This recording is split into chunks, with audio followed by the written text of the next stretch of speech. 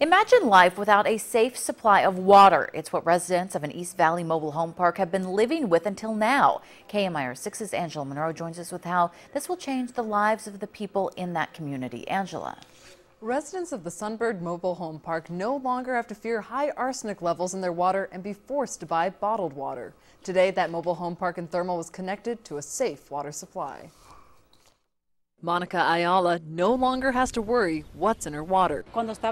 When it came from the well, we always had problems with the water being contaminated. We could not enjoy it at all. Before, residents had to buy clean drinking water. It is better for all of us that live here. Now we can drink better water, and before we could not. We had to filter or buy water. Julio just moved in, and he's glad the water problem is fixed. It's not good because I heard word that the water is bad here.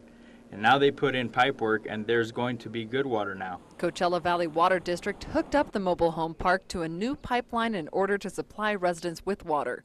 Previously, they had to rely on water from a private well, but the water from the well had high levels of arsenic, so it was not safe to drink. Now they don't have to worry about that. They don't have to fear that the water is contaminated because they'll be getting drinking water from CVWD that meets all state and federal standards. And for residents of Sunbird Mobile Home Park, it's an important change.